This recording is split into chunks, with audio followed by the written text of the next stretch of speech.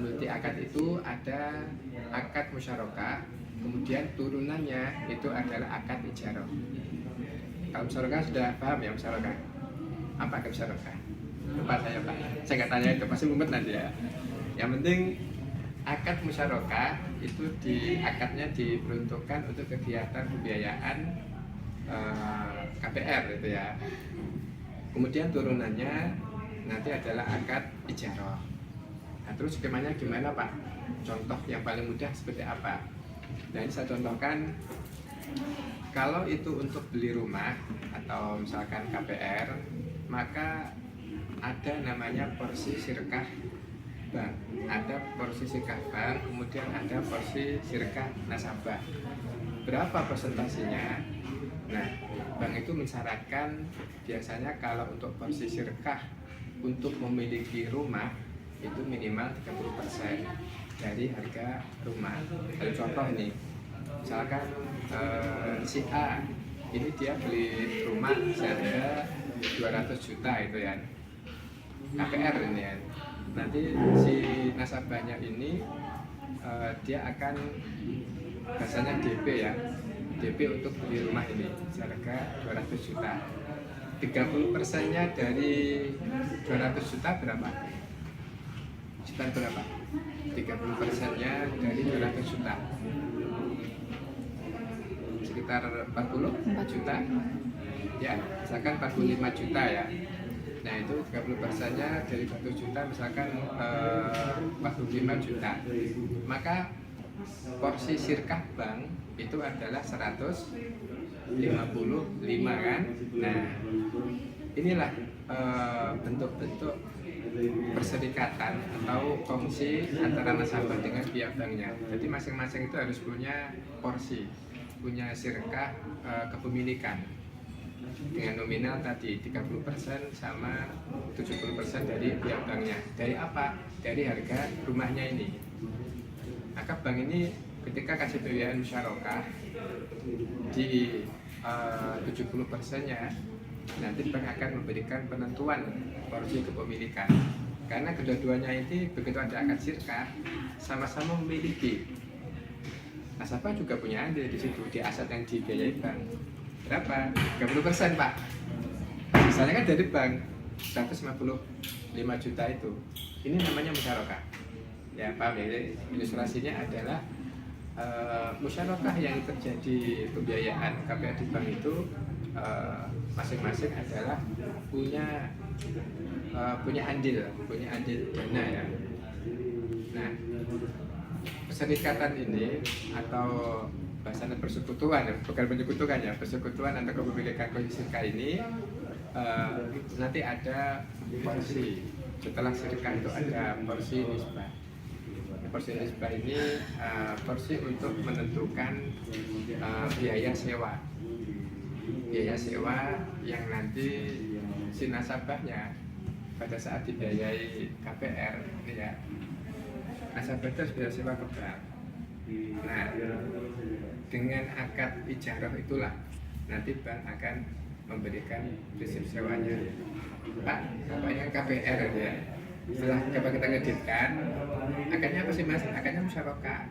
Bapak harus DP dulu gitu kan, untuk beli rumahnya itu. Berapa? 30%. Sudah bayar kan? Sudah. Banknya baru masuk di situnya. Kurangnya berapa Pak? Kurangnya 155 juta Pak. Oke, kita biayai. Itulah akad terjadi kongsi ya, atau terjadi sirkah. Nah, terus Pak, fungsi sirkah ini kenapa ada porsi gitu kan? Porsi di sini adalah kepemilikan. Porsi kepemilikan itu dari 70 dan 30 nanti nasabah itu akan ngangsur. Jadi porsi sirkah ini tujuannya agar si nasabahnya itu ngangsur setiap bulan, yang gunanya adalah untuk menurunkan porsi sirkah banknya yang 70% itu. Misalkan jangka waktunya 10 tahun gitu. Nasabah ini kalau dia bayar terus angsurannya, ini akan menurunkan porsi yang 70% tadi itu sampai nanti di akhir 120 bulan angkanya maka akan nol. Nah, kalau angka angsuran sudah nol, maka aset tadi, aset yang dibiayai bank ini akan beralih ke nasabahnya, jadi full kepemilikan, si nasabahnya. Jadi selama masa angsuran dan porsi sirkap bank yang 70% belum dinolkan, maka bank masih punya hak untuk minta angsuran. Kalau sudah nol ya akan diberikan rumahnya itu ke nasabahnya. Jadi itu pola musyarakah. Nah, kalian kan nggak tanya, Pak ini kalau KPR akadnya apa? Akadnya musyarakah saja apa ada multi akad? Oh ada, namanya akad al-ijarah itu. Jadi produk KPR di muamalat itu menggunakan multi akad, akad musyarakah sama akad ijarah ya, musyarakah wal ijarah gitu ya. Apakah ada pembiayaan KPR yang akadnya murabahah? Ada nggak kira-kira? Ya ada. Di BSI sekarang itu menerapkan pembiayaan kepemilikan rumah itu nggak musyarakah akadnya. Akadnya menggunakan murabahah murni. Enak itu. Pokoknya kita punya kapasitas payment, banknya siap bayar full. Harganya rumahnya berapa? 300 juta. Nah sudah, kita ajuin ke BSI sana. Sana akan bayar full nanti. Dengan kesepakatan harga rumah nanti saya akan jual ke Bapak seharga 400 juta selama jangka waktu 10 tahun. Nah, jadi kalian nggak keluar biaya-biaya. Kalau di sini dengan akad musyarakah itu masih banyak turunan biayanya. Macam-macam biayanya itu.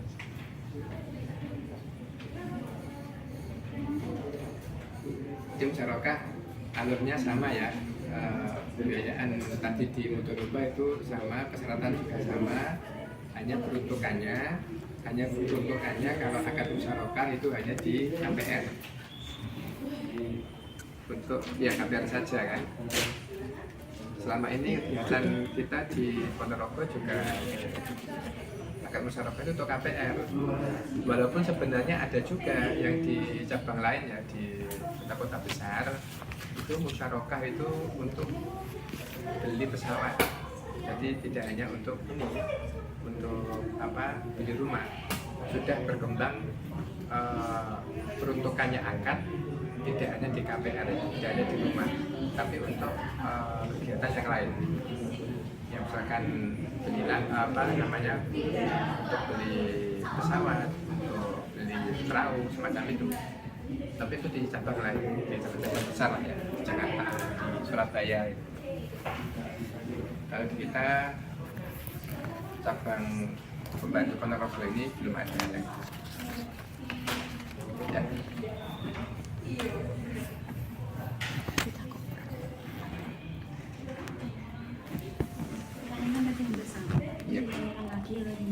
Apa coba? Ya tentang itu tadi, kerugian, skema. Oh ya, itu hampir sama. Jadi prinsipnya yang membedakan adalah di porsi sirkahnya itu. Kalau di musyarakah, porsi sirkah sama porsi kepemilikan itu bedanya. Skemanya di situ.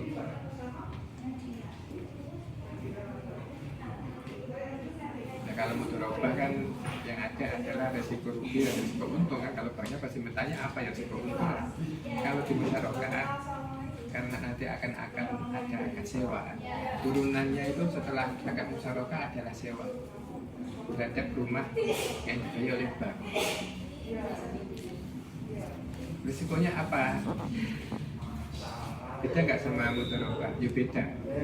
Risikonya adalah kalau nanti di musyarakah paling nasabahnya nggak bayar angsuran atau nggak bayar sewa, itu aja.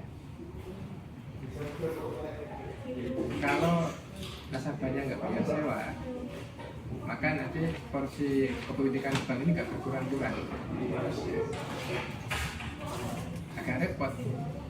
Kalau nasabah nggak mau bayar sewanya, maka penurunan porsi banknya juga akan lambat. Pada kepentingan membayar sewa setiap bulan di akad musyarakah itu tujuannya untuk mengurangi porsi pemilikan bank yang 70% itu. Sehingga kalau nanti sudah nol, porsi pemilikannya kalau sudah nol, maka nanti 100% aset itu akan menjadi milik si nasabahnya. Kan berarti 30-70 kan? Iya. Iya. Nah, dengan nasabah langsung setiap bulan itu adalah untuk menurunkan porsi kepemilikan bank yang 70% tadi selama 10 tahun. Kalau sudah lunas, maka bank ada porsi di situ, maka asetnya sudah full 100% milik si nasabahnya, artinya lunas gitu kan. Kalau nanti porsi nggak diturunkan, porsi banknya nggak diturunkan sama nasabahnya, wah ini berarti macet ini ya. Nah, kalau macet, banknya nanti ya akan bertindak sesuai dengan undang-undang hak tanggungan. Apa bentuknya? Ya kita diskusi lelangan gitu. Ini untungnya di kelompok itu nggak ada yang tanya masalah penyelesaian kredit macet ya. Kalau magang-magang itu kakak sekalian yang di sini itu magang di sini 2 bulan, 3 bulan itu saya ajaki lelang gitu kan. Lelang ke pengadilan, ke kepolisian, ke KPKNL itu kan, isi jaminan di luar kota kakak sekalian. Ya, karena sesinya hanya sesi jam pelajaran ya, ya itu saya sampaikan. Yang lain? Setiap pengajuan pembiayaan kan harus ada dokumen atau jaminan ya. Ya. Seperti KK, KTP, NPWP. Karena kan nggak semua orang punya NPWP. Itu apa harus jika tanpa NPWP apa tetap bisa mengajukan? Ya, kalau sekarang kayaknya sudah harus pakai NPWP ya. Sebenarnya NIK kita, NIK KTP kita itu sudah bagian dari NPWP sesuai dengan Permen 2019 ya. Ada peraturan Menteri Keuangan yang Bu Sri Mulyani punya itu, NIK kita itu sudah bisa dijadikan sebagai NPWP. Itu ada peraturannya. Namun di sisi regulasi pemerintahan, ya dalam hal ini NPWP itu adalah haknya kantor pajak, KPP Pratama itu kan, itu masih belum sinkron untuk menjadikan database NIK nomor induk kan dulu kan sebagai NPWP. Jadi proses pendataan sistemnya itu yang belum bisa. Jadi intinya NIK itu masih belum diterapkan NPWP. Iya, itu gimana? Maka masyarakat tetap kita arahkan untuk mengurus NPWP di kantor pajak terdekat. Namanya KPP Pratama. Itu setiap kabupaten pasti ada namanya KPP Pratama, itu pasti ada. Dan itu nggak harus datang ke kantor. Zamannya digital. Nanti buka websitenya www.pajak.go.id, itu bisa daftar di situ NPWP-nya. Tak harus datang ke kantor pajak.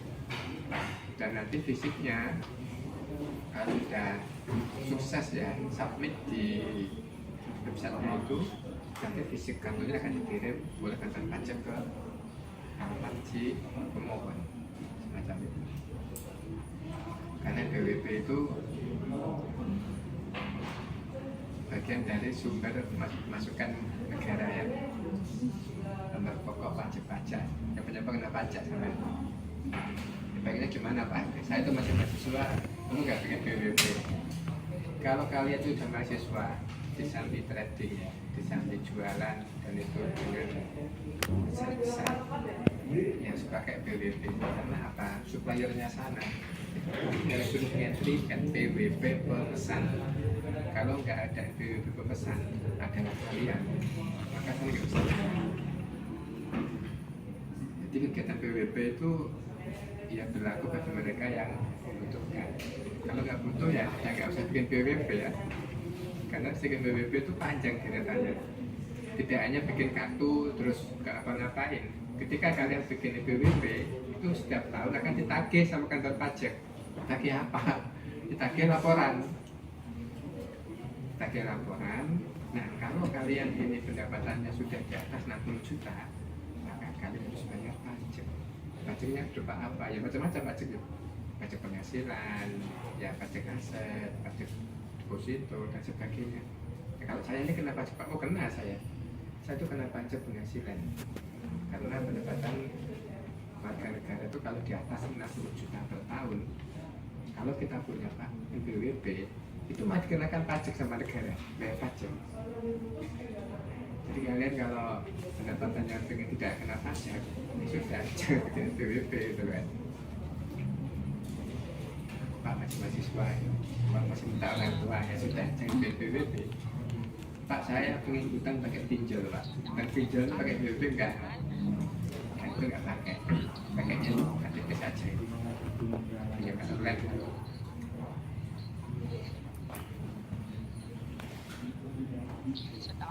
Yang lain?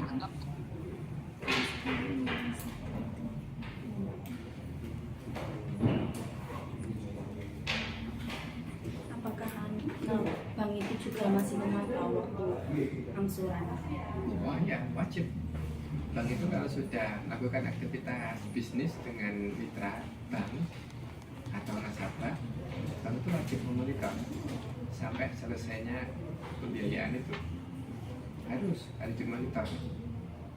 Walaupun itu nasabah lancar aja wajib dimonitor, apalagi nasabah macet. Yang itu wah luar biasa ya.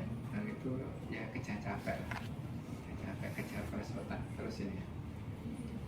Yang lancar tetap dimonitor, apalagi yang macet. Yang macet itu adalah beban perusahaan. Kondisinya kalau ada bank itu macet banyak, itu banyak sakit, kayak orang sakit. Nah, orang sakit itu ada yang istilahnya stadium 1, 2, 3, 4, 5 gitu kan ya. Bank juga kayak demikian. Bank itu kalau ada yang macet, itu seperti halnya bank itu kena penyakit stadium 1, 2, 3, 4, 5. Kalau banyak nasabah yang macet di stadium 5, maka bank itu bisa dipastikan tidak untung, tapi rugi. Bank itu rugi terus. Ya kalaupun misalkan nggak rugi ya bank itu nggak maksimal profitnya. Karena apa? Karena terbebani adanya kredit macet yang K5 ini, stadium 5 ini. Harus bikin BPAP, berdasarkan BPAP-nya ini yang untuk macetnya itu 100% lagi. Kalau nasabah macet 100 miliar itu aja kan, sampai dia stadium 5 dia nggak membayar sepeser pun. Kami terus mencadangkan seangka itu, sebesar angka 100 miliar itu BPAP-nya. Terus dana dari mana bank itu untuk mencadangkan BPAP-nya itu? Ya, bank akan mengambil cadangan modal itu. Modalnya akan diambil. Kemudian dari keuntungan, modal kegerus untuk apa? Untuk membokin yang di macet tadi. Jadi akan dijalankan. Ya, angkanya luar biasa ya, seperti ini. Jadi pertanyaannya, apakah dimonitor? Oh iya, wajib dimonitor sampai lunas.